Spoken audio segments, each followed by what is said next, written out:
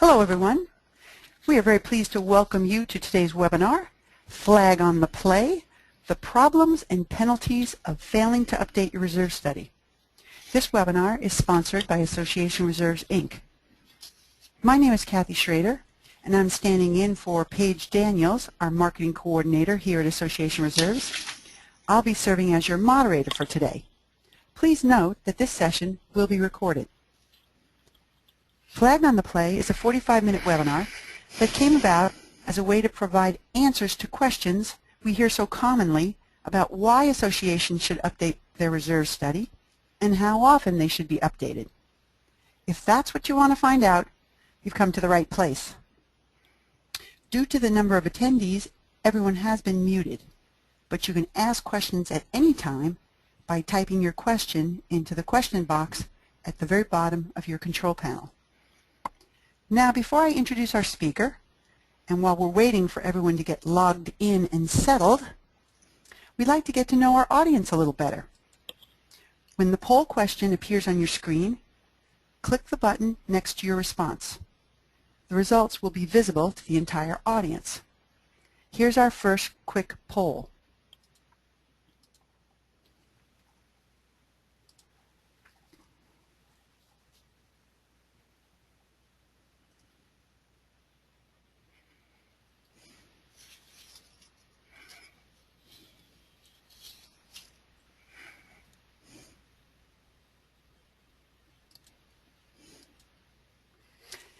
The answer to the question, have you attended one of our prior webinars, is 64% yes and 36% no. So to those of you who have never attended a webinar, we hope you will get something of importance out of the next 45 minutes. Now here's our second poll question.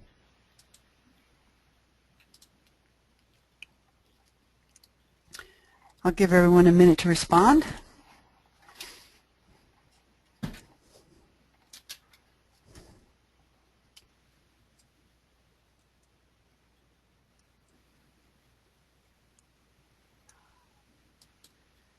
Let me close that poll and share the results with everyone. As you can see, 30% of you are volunteer board members, 20% are portfolio managers of multiple associations, and 40% work in some related field. And now for our final poll.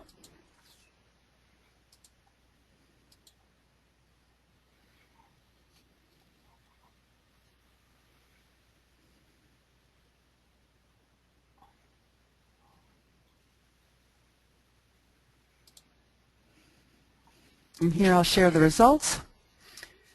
We got a 60-40 split between people who say that their last reserve study update was within the last few months, and 40% who don't know. Great. Thank you very much.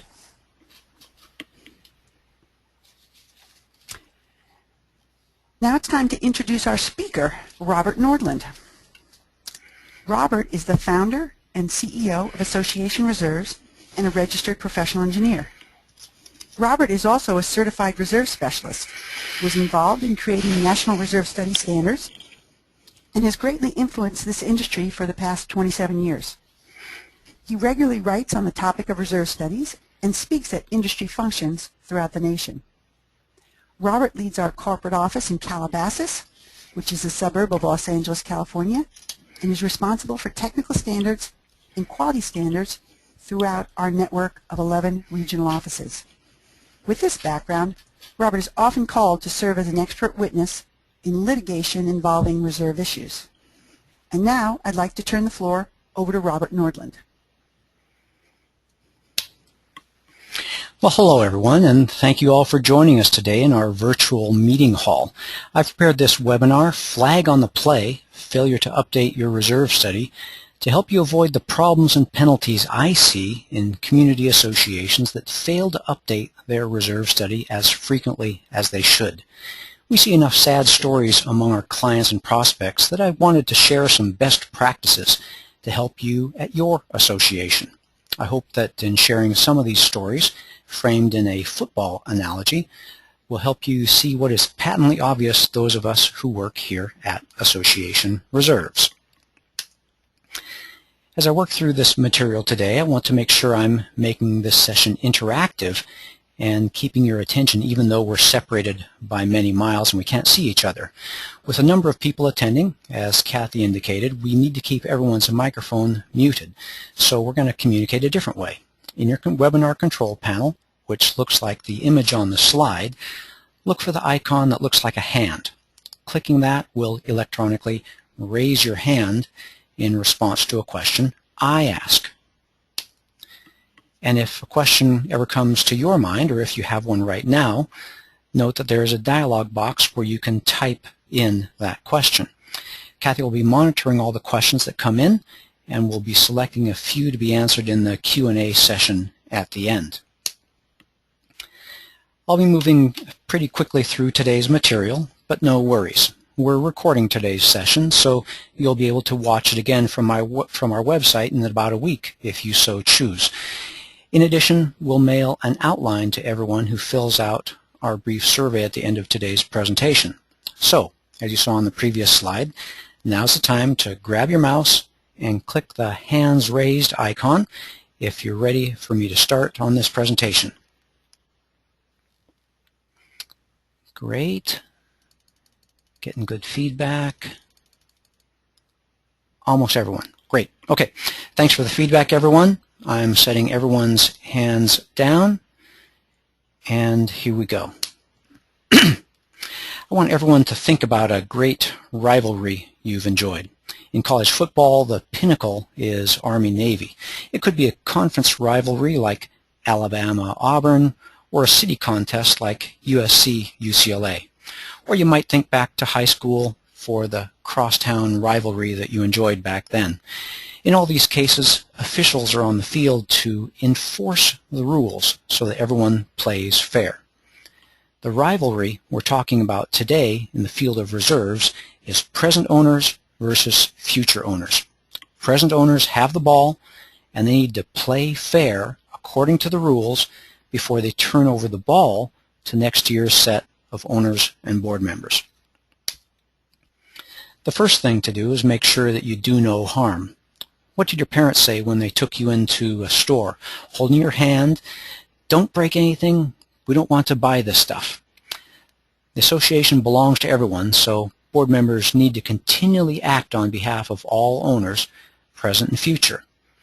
They shouldn't act in a way that causes assets to fail, become more expensive, or create new problems. Reserve projects are the biggest expenditures an association will face, and board members have the least practice working with them, so there's a big potential for something, somewhere, to go wrong.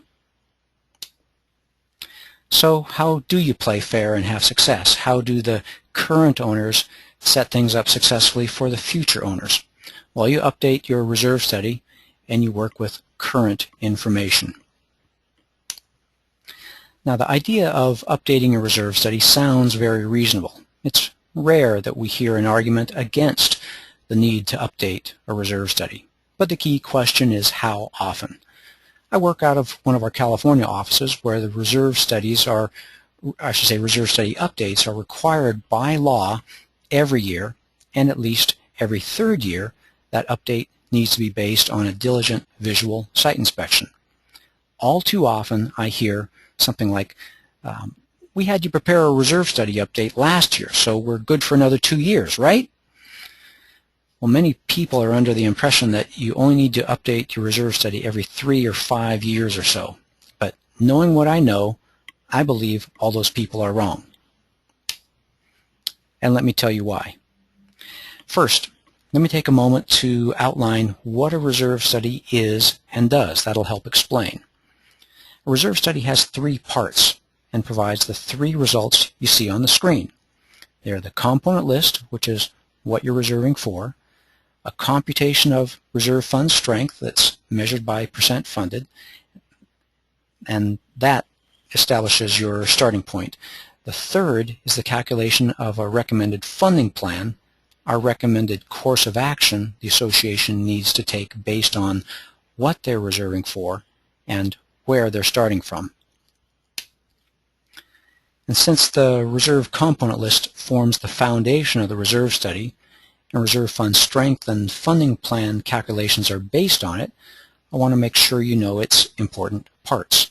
They are the component description, useful life in years, remaining useful life in years, and an estimate for the project's current repair or replacement cost. The description and cost together form the scope of your repair and replacement projects, defining what is going to be done and the magnitude of that project. Note the two asphalt line items, one describing a seal project every 5 years and the other a resurface project done every 20 years. That's a good example of scope. The other two columns, useful life and remaining useful life, together define the schedule of these repair and replacement projects, when they occur, and how often they recur. Now, a quick poll question for you to keep you on your toes. Which of these projects on your screen is most significant to the association? Roofing, building repaint, or elevator modernization?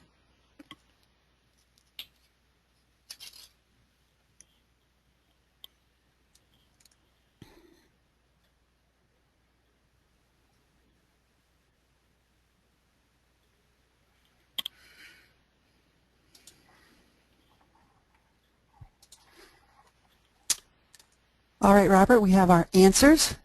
57% voted for roof replacement, 29% for building repaint, and 14% for elevator modernization. That's a great spread. Well, the second category is correct. The answer is building repaint. At $50,000 every 10, follow along with my thinking here, at $50,000 every 10 years, this project is deteriorating at the rate of $5,000 a year.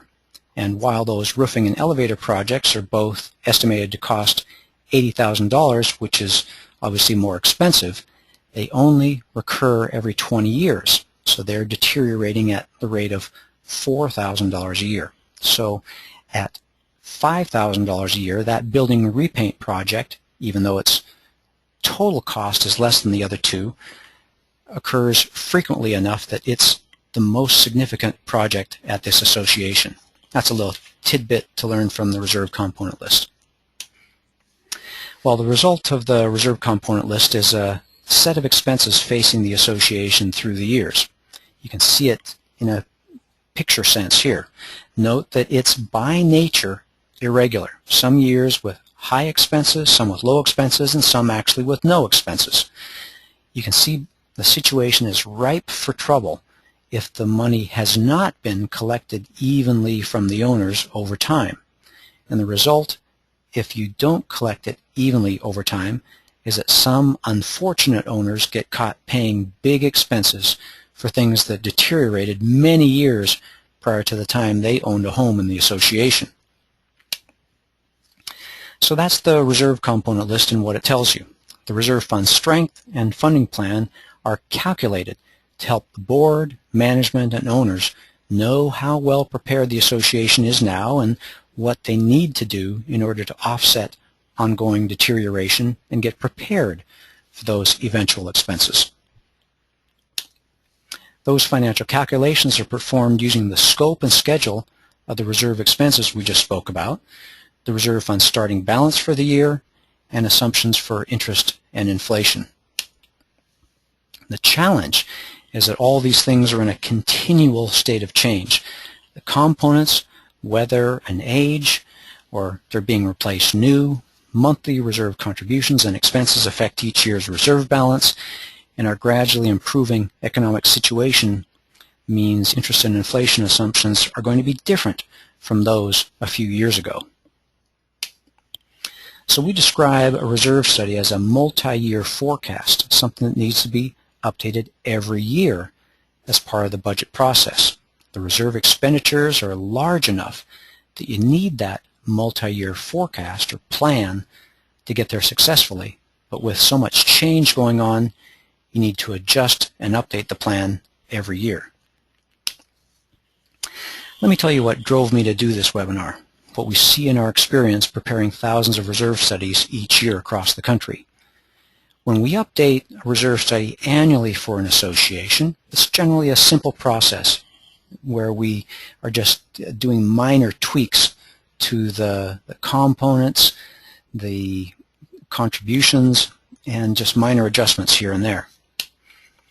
When the clients come back for an update every 3 years, like many do in California and some other states, we usually have to choose our words carefully and tactfully as we give our clients the news about how much their percent funded has changed and how much their reserve contributions need to change in order to get them back on course and balanced. But it's clear that when an association waits 5 years or more, the maximum interval between with-site visit updates in some other states, it's almost always a rescue operation. We find significant changes to their components and reserve balance and significant changes needed to their reserve funding plan. It's typical that they have drifted far off course. This webinar is timely because just yesterday I received an email from a frustrated new owner blaming us for an inaccurate reserve study. It certainly caught my attention. They had just paid a special assessment, and our reserve study, which they had reviewed prior to purchasing their unit, showed no planned special assessment. They were clearly pretty upset. So I checked the file and found that the last reserve study we prepared for that association was 3 years ago. In it, we recommended a steep increase to their reserve contributions in order to avoid a special assessment. Obviously, that 3-year-old reserve study didn't give good guidance at this point in time to that new home buyer. That's because it wasn't current. Now, let me take a quick break from the material for a reminder that if at any time you have a question, if there's anything that I've said that brings something to mind, type it in the dialog box on your screen. So grab your mouse and give me a hands raised if you're ready for me to begin discussing penalties and flags. Ready for me to get going? Good. Okay, hands down. Here we go. So, if I was a football referee now and I had flags I could throw, what penalties would I call when associations don't update their reserve study or don't update it often enough? The first is failure to follow their own game plan. That's typically a recipe for failure. For that association I mentioned just a moment ago with an unhappy new owner who got hit with a special assessment, I bet that association didn't increase their reserve contributions as we recommended. Reserve components are going to deteriorate and they're going to need replacing, whether you selected an appropriate reserve contribution rate or not. If you don't collect sufficient reserves, you're going to experience special assessments, deferred maintenance, or declining property values. All bad things. You may even experience all 3 of those. So if your reserve study says you need to make some adjustments to your reserve contribution rate, by all means, make those adjustments. And here's an example of what I'm talking about. According to National Reserve Study standards, every reserve study is to contain at least a 20-year projection of income and expenses. Most associations focus on the reserve contributions for the initial year, forgetting about minor changes and adjustments in perspective that are recommended for subsequent years, part of the 30-year plan aspect. Well, you can see in this typical example that the reserve contributions that we are recommending are recommended to increase slightly every year in the future.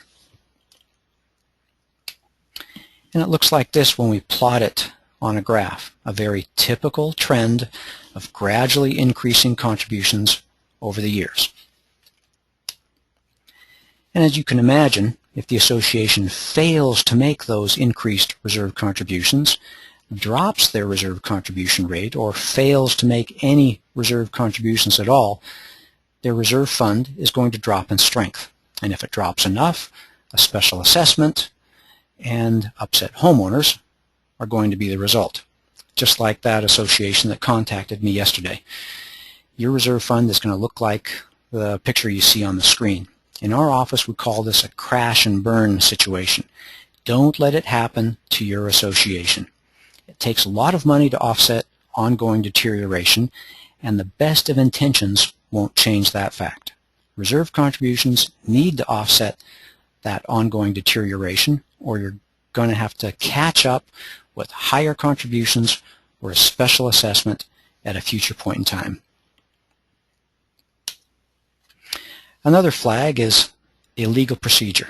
A legal procedure is a general "you can't do that" type of penalty, like when a coach calls a timeout when they don't have one. It's a fundamental breach of the rules of how the game is to be played.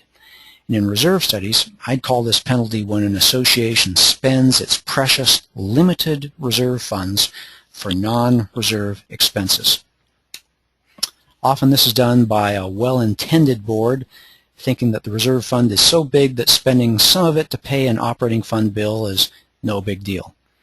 But boards need to treat reserve funds like water in the desert, a precious resource. They should spend it carefully, only when scheduled or the association is going to run out, period. Even just a few unplanned expenditures from the reserve fund here and there add up. They upset the balance and tip the reserve fund towards being inadequate. And if the reserve study is not updated to reflect that lower reserve balance and reserve contributions aren't raised to make up for those expenditures, the board has a real unpleasant surprise in store for the owners. I throw another flag when boards forget that the condition of their components are in a continual state of change due to weather, wear, age, and board priorities. Every football coach gathers his coaching staff and players together at halftime to make necessary adjustments to what they're seeing on the field of play in the first half. It's a simple truth that it's a losing strategy to not make adjustments. Board members need to learn from this example and take the annual opportunity to adjust their plan about scope and schedule of upcoming reserve expenses and make the changes necessary as outlined in the reserve component list. I throw another flag on associations who fail to update their assumptions for current repair and replacement expenses. Some component expenses may stay flat. There's a few technology-based component expenses like computers and camera recording systems that actually may go down. But most costs grow each year due to inflation. No surprise. Because of contributions, interest, and reserve expenses, your reserve balance is also in a continual state of change from year to year. I throw a flag on associations who think they can get by without updating their reserve balance.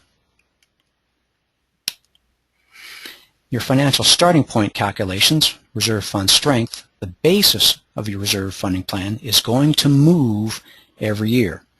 An annual update to this number is necessary for a good funding plan to build on. Without it, you're not going to have a plan that will provide for the timely repair or replacement of your reserve components. And when I talk about movement, expect your starting point to drift and need updating. It's not surprising for percent funded to move 10% a year. In too many associations, this means moving from a fair status of 50% funded down to something in the 0 to 30% weak range in just 2 years of uncorrected drifting.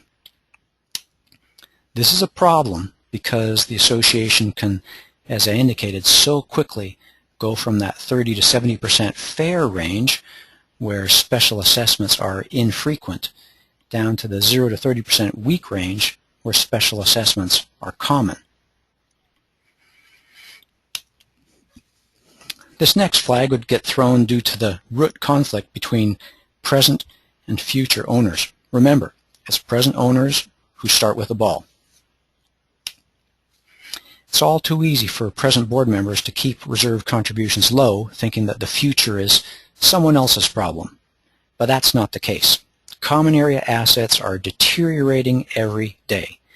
If you're not contributing your fair share, future owners will be forced to pay your share. You don't save the association any money. You're just forcing others to pay what's rightfully your obligation. An annual reserve study updates like a referee. It keeps present and future interests balanced and fair. I throw a flag for unsportsmanlike conduct for boards who fail to keep the homeowners updated on the association's level of reserve fund preparedness, risk of special assessments, and plans to take care of common areas. Without an annual reserve study update, you're going to surprise and disrupt the owners. Special assessments are usually very predictable. They show signs of coming years in advance. On another level, boards build a culture of distrust if they fail to inform the owners of their plans, and that causes anxiety and disruption. You don't need any more of that at your association. I can't tell you how many times I've been in a pool area counting the patio furniture, and owners come up to me asking if and when that pool furniture is going to be replaced. That's because they have no idea. As owners, they own their fair share of all that pool furniture. They own their fair share of the roof, the elevator, hallway carpet, and asphalt, and they deserve an annual report where it's no surprise they become upset. And as many of you learned in our webinar on D&O coverage, and for those of you who indicated this is your first webinar with us, that webinar is available on our website. It's recorded and available there with all our others. D&O insurance covers the cost of board member legal defense, but that insurance coverage can be lost two ways.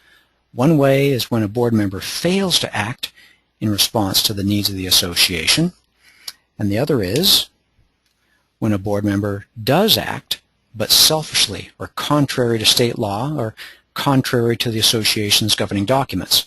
Those kind of intentional actions will not be defended by your D&O insurance company. D&O insurance is for accidents, not intentional board member misconduct. Failure to make a reasonable inquiry on an important subject like failing to get a reserve study update to find out what the reserve contributions should be could be considered an intentional omission that would not be defended by the association's D&O policy. Boards who think reserve study updates aren't necessary because interest offsets inflation will draw a flag from me. The truth of the matter is inflation is much more powerful a factor than interest. They do not offset each other. Inflation works on the entire size of the reserve project, while interest is only earned on the actual reserve funds you have on deposit. If you're thinking interest is going to offset inflation, you're going to doom your association to a losing financial game of catch-up. And finally, I throw a flag due to unnecessary roughness when the board brings on liability exposure to themselves and the association. This happens when they act rashly or foolishly, fail to get professional help, or fail to follow the advice of a professional by demonstrating high-risk behavior. An association is a multi-million-dollar not-for-profit real estate corporation. Board members need to keep their cool and behave like corporate officers, not engaging in foolish, risky behavior like when football players lose their cool and get into a brawl. It takes time, wisdom, and generally the assistance of professionals in many fields to move the association successfully into the future. It's sad to see a board bring this turmoil and expense onto their association's shoulders when getting a professional reserve study update is so relatively inexpensive.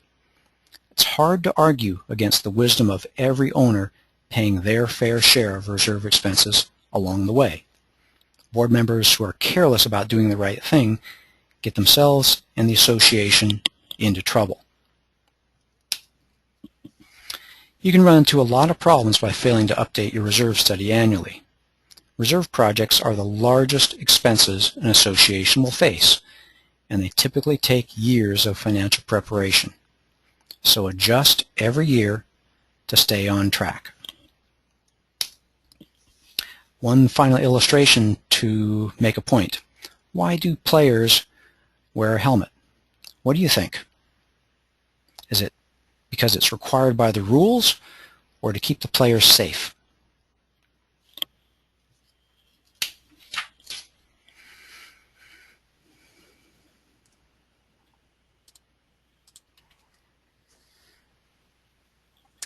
Robert, we've got 100% that voted for to stay safe. Oh, I like that. Very nice. The rules in football are there to keep the players safe.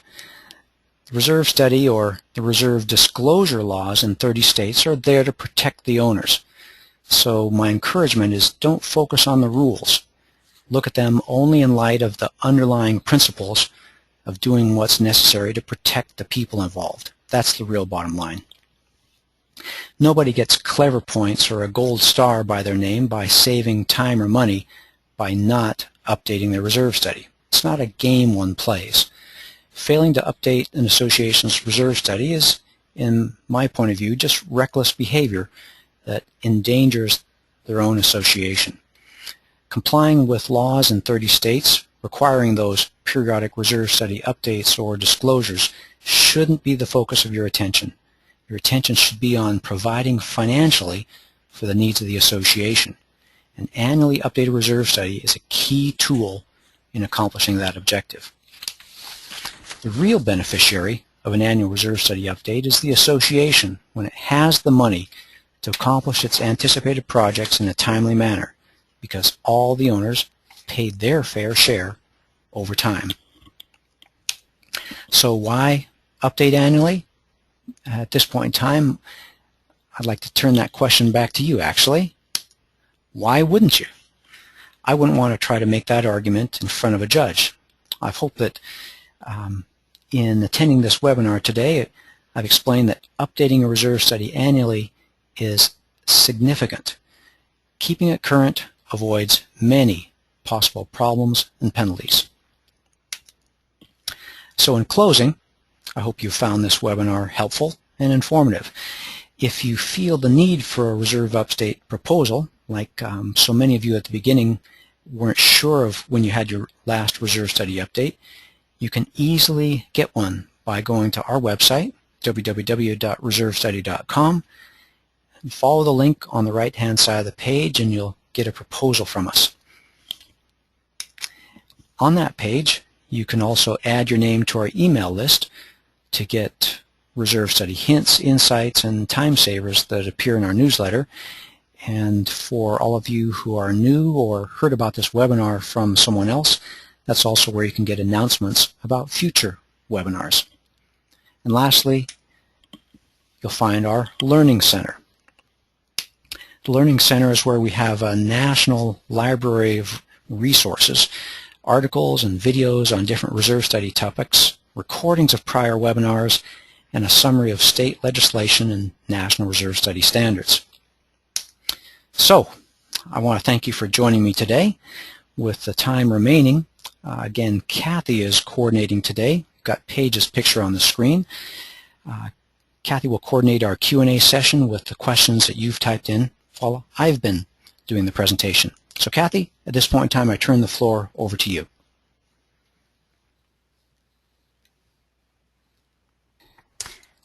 Thank you, Robert. Your participation adds great value to this program, so please don't be afraid to send in some good questions. Our first question is from Johannes. Where can I get more information on legal ramifications for reserve studies that pertain to my state? Good question. I am actually going to pop out of the presentation here. How can I do that most effectively? I wasn't set up. You know, I'm not going to. I'm not set up for that. But two places, as I indicated.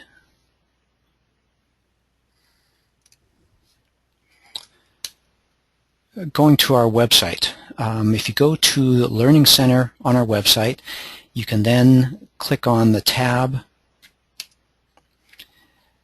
that has legislation. There you can see the legislation across all the states and find little summaries for each state. And then if you want further study, you can go to our webinars tab and or webinars link, and we have 2 webinars that we did and recorded last year on legal aspects of reserve studies. A fascinating conversation I had with a prominent attorney. It was so good that we expanded it and did it twice last year. So 2 good sessions on legal aspects of reserve studies. Thank you for that question. All right, we have a question from Sam. How do you know if your reserve study contains all the right components? Great, I like that. That's an illustration of a topic that we addressed in an entire webinar, but the simple answer is there's National Reserve Study Standards. I've got a few extra slides and I have one here. National Reserve Study Standards define pretty much the rules for what should appear in your reserve component list, and it's a 4-part test. For a component to appear in your reserve study, it needs to pass all 4 elements of this test. It needs to be a common area responsibility of the association. It needs to have a limited useful life. It needs to have a predictable remaining useful life, and it needs to be above a minimum threshold cost. The small cost items should be handled in your operational budget. The significant projects should be handled through your reserve budget. So that's how you know if your reserve study professional, management, and the board of directors is all using the same consistent 4-part test.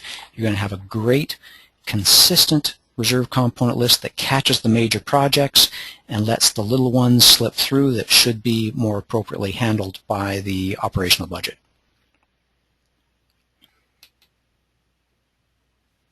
All right, great. We have another question here from Cynthia. Cynthia is a manager, it sounds like, because she asks, we have an association who only wants to perform an on-site study every 3 years. How would they obtain the annual disclosure summary for the off years? Is it against civil code in California not to perform a study every year? Well, that's a legal question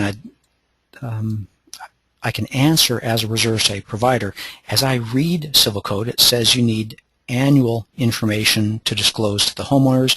You need to annually provide current reserve information to your owners. So to me, that all reads that it is an annual requirement. That's pretty straightforward. We have, again, on our in our Learning Center library, there's a section on state and federal issues, and you can click that and find a summary of things we have going on in California. Specifically, civil code has changed here in California in 2014. We've got a nice summary article on that. And there's also a link to a, well, that's a lot of detail. The bottom line is check with your attorney.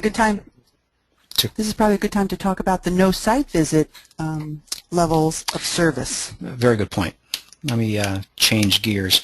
There are different types of updates. The full reserve study only needs to be done once for the typical association. There are a number of states that require an update with site visit every X number of years, but in those in-between years, a very effective product is the update no site visit. Some associations do that themselves. We obviously are one of most reserve study providers who also provide that service. And so that's a very cost-effective way to get a reserve study update in between the with site visit years. Thank you, Kathy.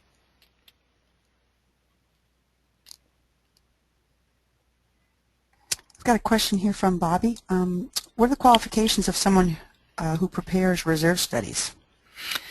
There's very few restrictions or guidelines across the country about who can prepare a reserve study. A reserve study professional offers an association experience, independence, a fresh set of eyes, and hopefully if they have the national RS or PRA credential, they can offer the association the skilled application of National Reserve Study Standards. So I don't think there's any specific requirement that you have any particular degree or credential, but there are reserve study professionals, and specifically those with the RS or PRA credential, who can be most effectively of reliable help to the association. Great, and we have time for one more question.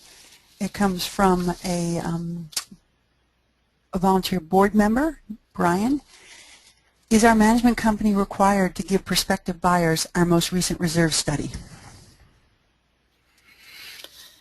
That's a good one. That borders on a legal question. My understanding as a reserve study provider, someone who's worked in this industry for decades, is that that's the responsibility of the seller. From a practical standpoint, that usually comes obviously through the hands of the management company who holds on to the documents. But yes, the reserve study is a very important disclosure. As we heard from that new homeowner who emailed me yesterday, very upset at their special assessment, and I alluded to it in my materials. Special assessments you can see coming years away. I've got another chart here that shows the risk of special assessments.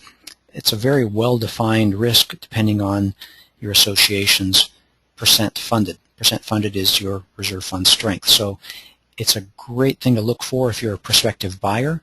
It's a very important disclosure for an association, specifically a seller, to make so that the incoming buyer is not surprised.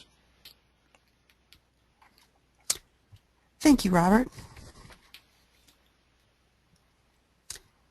If anyone is interested, if anyone is interested in a recorded version of this or any other one of our webinars, as Robert mentioned, you can find them on the Association Reserves website, www.reservestudy.com.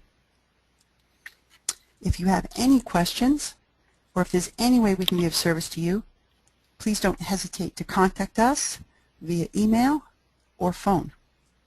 As you exit this webinar, a survey will display. If you could help us out by completing the survey, we'll be happy to email you an outline of the key points addressed by Robert. This concludes today's program. Thank you all for your participation, and we hope to see you again soon.